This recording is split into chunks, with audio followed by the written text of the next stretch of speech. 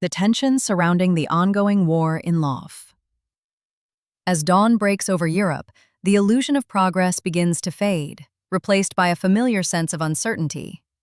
The long-awaited 20-point plan, jointly prepared by Ukraine, the United States, and key European allies, is not yet a peace treaty.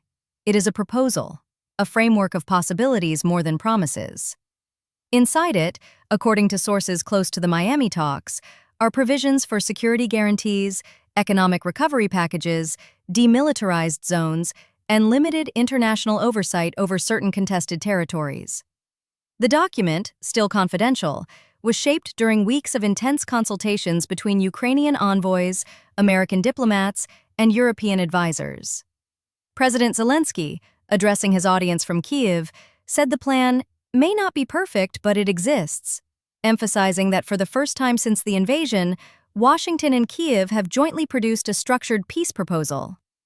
Yet beneath this cautious optimism lies a far more complex reality, one where power, pride, and propaganda still dictate the terms of war. Vice President J.D. Vance's interview with the British publication Unheard gave a rare glimpse into Washington's divided thinking. When asked who stands as the main obstacle to peace, Russia, Europe, or Ukraine, Vance replied, "There are difficulties with all three." His tone was measured but revealing. According to him, both sides have finally stopped hiding their intentions, which he considered a breakthrough.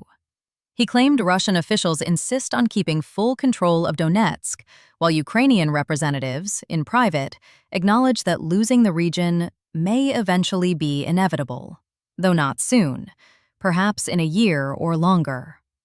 These words sent shockwaves through political circles as they hinted at a grim recognition. The cost of holding the line could soon outweigh its strategic value. Vance also raised questions few in Washington dare to ask publicly about who will control the Zaporizhzhia nuclear plant, what will happen to ethnic Russians living in Ukraine, and what fate awaits ethnic Ukrainians inside Russia. For him, these are not merely technical issues but the building blocks of any durable peace. His critics accused him of moral ambiguity, yet his assessment reflected the exhaustion of diplomacy, a recognition that even the most rational minds are now struggling to imagine a clean end to this war. In Moscow, that exhaustion takes on a different shape. Inside the Kremlin, Vladimir Putin's circle continues to paint him a picture of triumph. Reports from Financial Times and Washington Post describe an increasingly isolated leader, shielded from bad news by advisors who inflate Russian gains and minimize defeats. Intelligence briefings presented to Putin reportedly exaggerate Ukrainian losses and describe Russia's economy as resilient, even as independent analysts warn of a looming banking crisis. The Kremlin's own Center for Macroeconomic Analysis and Short-Term Forecasting, a body tied to the Russian government, issued a private warning that if current trends continue, Russia could face a systemic financial collapse by next autumn. High interest rates, shrinking consumer spending, and dependence on war-related industries have pushed the economy into a corner. The once booming defense loans now represent a quarter of all corporate borrowing in rubles, much of it tied to opaque state contracts that can no longer be audited.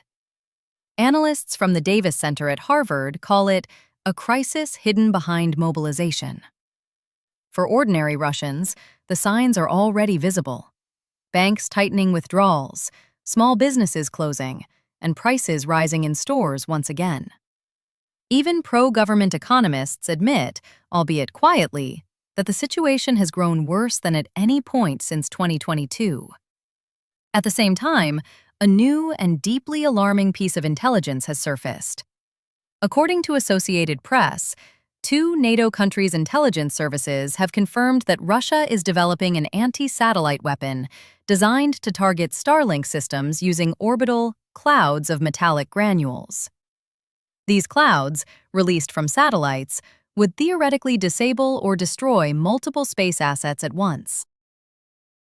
Experts warn such a weapon could trigger uncontrollable chaos in orbit, threatening thousands of civilian and commercial satellites, including those belonging to China and Russia itself. Canadian Space Command's Brigadier General Christopher Horner described the project as technically feasible but catastrophically reckless. Meanwhile, Victoria Sampson, a respected expert from the Secure World Foundation, expressed skepticism, suggesting the leaks may serve a deterrent purpose, to remind the world that space, too, is becoming a battlefield.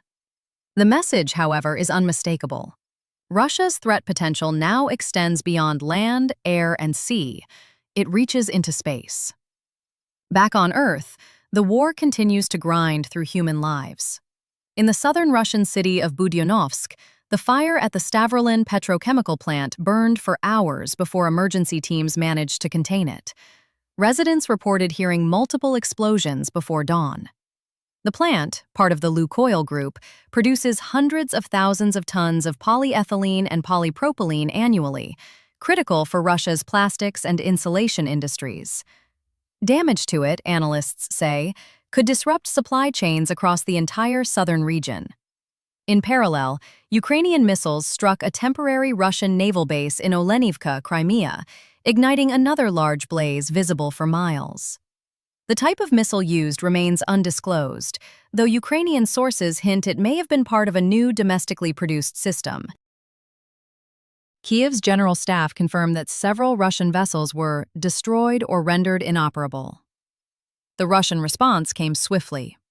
Overnight barrages of drones and cruise missiles targeted Ukraine's power infrastructure once again. Dozens of explosions were reported across several oblasts. Odessa, Kharkiv, and Dnipropetrovsk endured long hours of blackout. In Chernihiv and Kyiv, emergency repair teams worked under fire to restore electricity. According to Ukraine's Ukrenergo, over half of the national grid's repair crews have been deployed simultaneously for the first time since February. The statistics are sobering. Nearly 58 major energy facilities have been struck in recent months, and more than 300 separate power interruptions recorded in November alone. Yet amidst this devastation, the resilience of Ukraine's energy workers has become a symbol of defiance. A quiet, unarmed front line that keeps the country alive. Meanwhile, the fighting around Pokrovsk and the Seversk front lines remains among the most intense of the war. Ukrainian analysts like Konstantin Mashovets describe the situation as critical but manageable. Russian forces, led by units of the 155th Marine Brigade, attempted multiple mechanized assaults, only to face devastating counterfire from Ukrainian artillery and drones. On December 22nd, 6 tanks and 14 armored vehicles were destroyed in a single failed push. The Russian command reportedly deployed quad bikes for fast movement across mined terrain, a tactic that ended in disaster when Ukrainian drones intercepted them mid-charge. Even pro-Russian military bloggers mock the absurdity of sending troops on open plains without electronic warfare cover. One correspondent lamented, "Either shut down the academies or start admitting people by merit, not connection." His frustration reflects the growing rift within the Russian military community, where cynicism now replaces bravado. On the Ukrainian side, morale remains cautiously strong. The recent mechanized counterattack toward western Pokrovsk, though costly, demonstrated operational ingenuity. Using limited armored support, Ukrainian units managed to deliver infantry directly into contested zones and temporarily stabilize the defensive line. Video footage verified by independent monitors shows Ukrainian soldiers raising the national flag over a partially destroyed industrial building near the city's outskirts, a symbolic gesture, yet one that carries emotional weight in a war defined by attrition. But beneath the military reports, deeper societal fractures continue to open inside Russia. Wall Street Journal revealed that returning Russian prisoners of war are being interrogated for weeks, deprived of family contact, and even redeployed to the front, in clear violation of the Geneva Conventions. Some never return. The Russian Ministry of Defense reportedly justifies this by claiming that the conventions do not apply while combat operations continue. One soldier, interviewed anonymously, said he was released from Ukrainian captivity, questioned for a month by the FSB, and then sent back to the same regiment from which he had been captured. He later disappeared in action. Families are begging authorities to exclude their captured relatives from exchange lists, fearing they will not survive their welcome home. Historians draw grim parallels to Stalin's infamous decree during World War II. We have no prisoners of war, only traitors. Amid these revelations, internal scandals plague the Russian war effort. The Española battalion's disintegration became a microcosm of the entire system. Greed, violence, and hypocrisy masquerading as patriotism. Its leader, Stanislav Orlov, once glorified by propaganda as a fearless nationalist commander, was found to have orchestrated a massive embezzlement scheme involving fictitious fighters and payroll manipulation. When investigators arrived to arrest him, he reportedly opened fire and was killed in the ensuing standoff. Testimonies from former members paint a bleak picture: drug addiction among soldiers, fake combat missions, and even the hiring of mercenaries from other units to perform attacks in their name. Some claimed the battalion's media arm produced staged battlefield videos to secure bonuses. The revelations have shocked even hardline nationalist audiences online.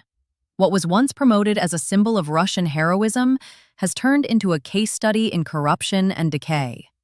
And within this chaos, another disturbing pattern emerges: the so-called Black Widows phenomenon. Across Russian regions, including Buryatia, investigators uncover cases where women quickly marry mobilized soldiers, gain access to their financial benefits, and disappear after their deaths. One such woman, Svetlana Krivogornitsina from Ust-Barguzhin, has been accused by multiple families of exploiting this scheme repeatedly. Court hearings continue, while relatives of fallen soldiers demand justice. These stories reveal a moral erosion spreading far beyond the front lines. For many in Russia's provinces, the war has become not a matter of ideology, but of survival and opportunity. The nightmare does not end there. In Yekaterinburg, a 50-year-old former convict turned soldier, Mikhail Molochkov, was sentenced to 18 years for setting fire to a cabin and burning 2 people alive. During the trial, he expressed no remorse, saying he hoped to return to the front to send more Ukrainians to the other side. His words, widely circulated online, provoked horror even among pro-war commentators. This, many said, is the real face of the new elite created by the Kremlin's campaign.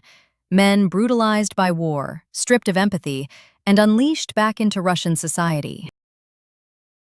As these stories unfold, in the trenches, the courtrooms, and the corridors of power, the question lingers: how long can such a system sustain itself? The cracks are widening, from the battlefield to the Kremlin itself. Rival factions within Putin's entourage, Dmitriev, Ushakov, and others, reportedly maneuver to replace Foreign Minister Sergei Lavrov in future talks. The power struggle mirrors what's happening in Washington, where figures like Vance and Witkoff quietly compete for influence over U.S. policy on Ukraine. The stage is set for a confrontation not just between nations, but within them. The world is watching, holding its breath. Yet one truth becomes clearer with every passing day. The path to peace is neither simple nor certain. In the next part, we will go even deeper, into the hidden machinery of influence, the quiet rivalry between American envoys, the unspoken fears inside the Kremlin, and the growing realization that this war, once thought winnable, may have already entered its final, unpredictable phase. Stay tuned, subscribe, and don't miss what comes next. The events unfolding in late December have brought the entire geopolitical landscape to a moment of reckoning. The illusion that the war in Ukraine could be contained, that it would somehow remain a local tragedy, is collapsing. What we see instead is a conflict that has stretched its roots into every corridor of global power. From the energy markets of Europe to the boardrooms of Washington, from the streets of Odessa to the frozen steppes of Siberia. Every thread is connected, and every actor, political, military, or economic, now feels the pressure of a war that refuses to end. The 20-point peace framework discussed between Kyiv, Washington, and European capitals represents not only an attempt to stop the bloodshed, but also an acknowledgement that the world is running out of options. According to insiders familiar with the talks, the framework envisions phased de-escalation, supervised by a joint US-EU-Ukraine Council, which would oversee compliance and monitor troop movements. It includes security guarantees resembling a NATO-light format, designed to shield Ukraine from renewed aggression without formally granting membership. There are also clauses hinting at international oversight of certain critical zones, including the Zaporizhzhia nuclear power plant and parts of the Donbass. The plan even contemplates temporary economic corridors under United Nations supervision, intended to restore trade through Black Sea ports. Yet, as diplomats admit off-record, such proposals depend on Russia's willingness to participate, and that remains as uncertain as ever. Inside the Kremlin, the mood oscillates between arrogance and anxiety.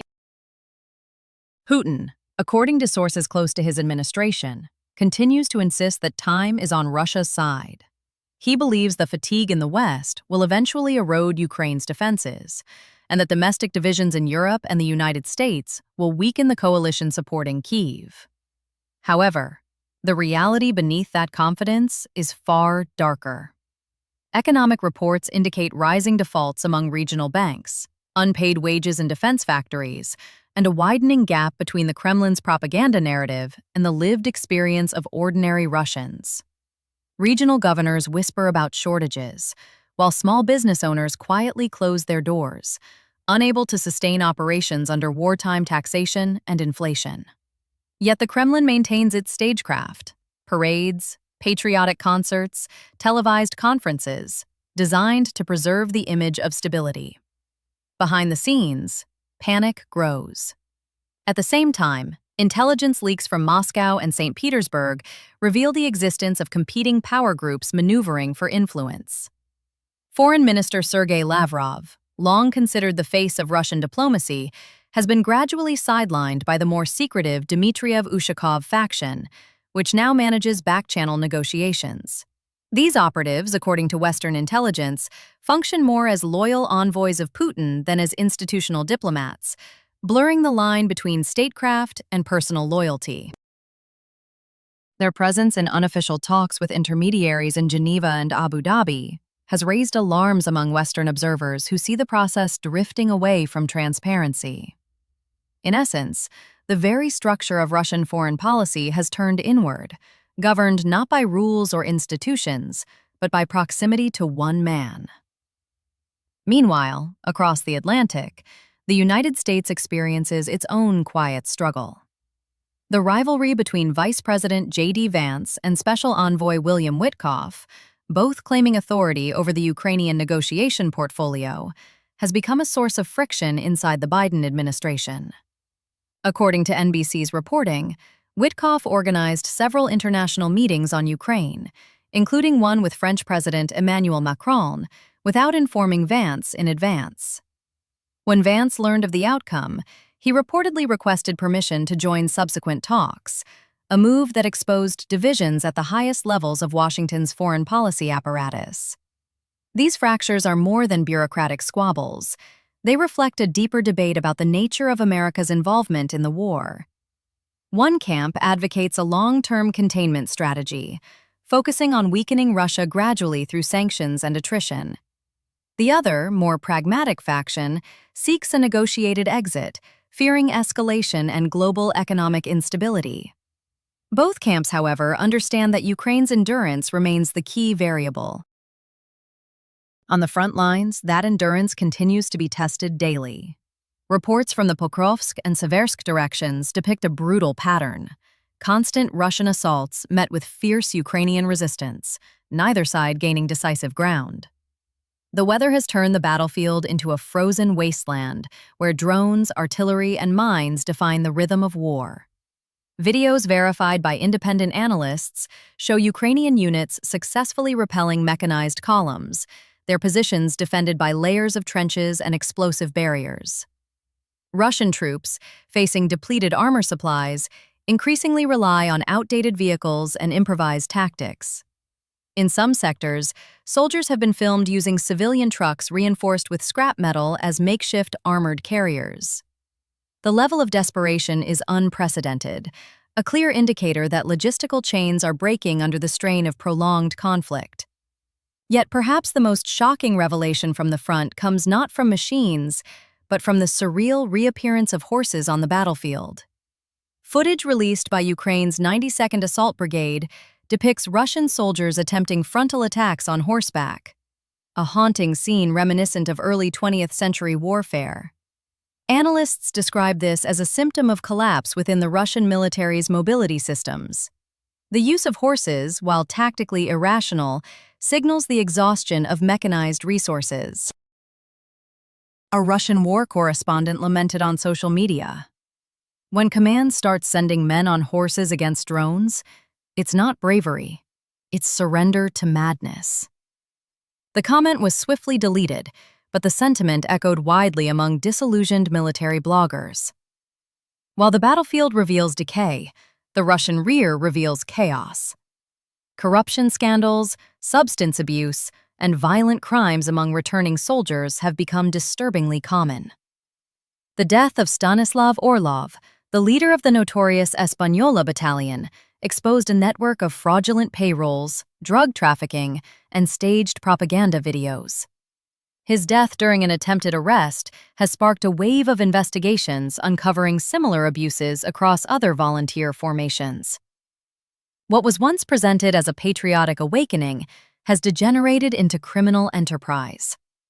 Orlov's fall became symbolic, a reminder that behind every flag-wrapped slogan lies a machinery of exploitation feeding off the war economy. Even more disturbing are the domestic consequences. The Black Widow phenomenon, women marrying mobilized soldiers for access to death benefits, continues to spread across Russia's poorer regions. The case of Svetlana Krivogornitsina in Buryatia illustrates how systemic the fraud has become.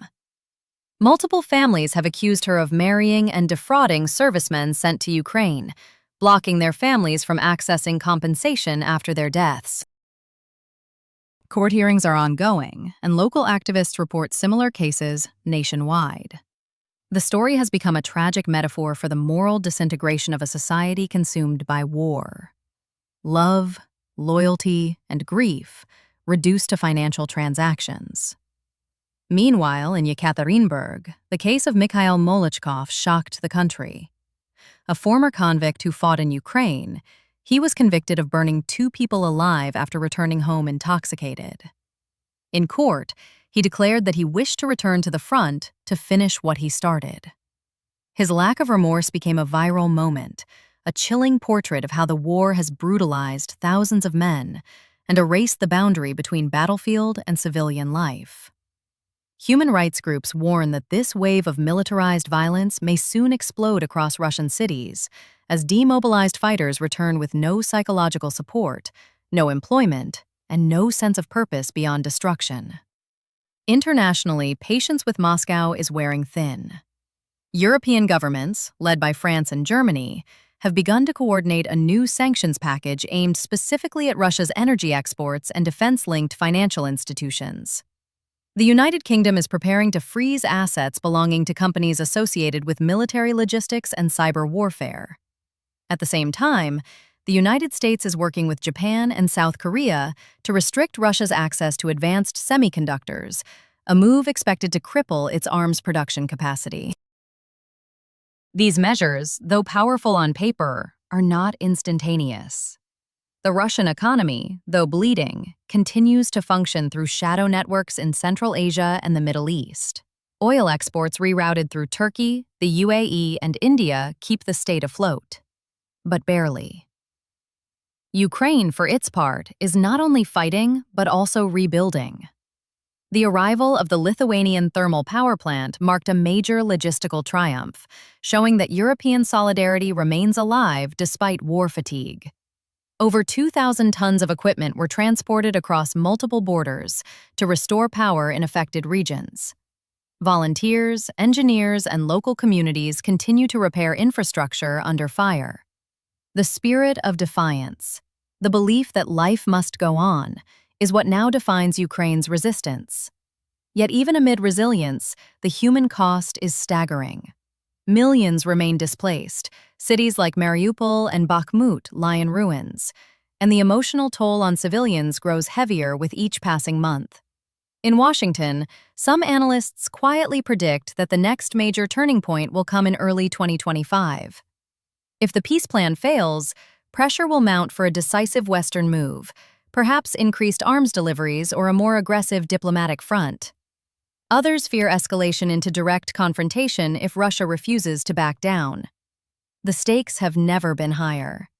The war has already redrawn alliances, reshaped energy markets, and redefined the limits of diplomacy. Its outcome will determine not only the fate of Ukraine, but the balance of global power for a generation. As the year draws to a close, one thing is clear. This is no longer just a war of tanks and trenches. It is a war of narratives, economies, and endurance. Each missile, each negotiation, each headline carries the weight of history in motion. The world stands at a fragile crossroads, between exhaustion and escalation, between diplomacy and destruction. What happens next will not only decide the future of Ukraine, but the moral direction of the entire 21st century. For now, we wait, watching the night skies over Europe flicker with both fire and hope, uncertain which light will prevail.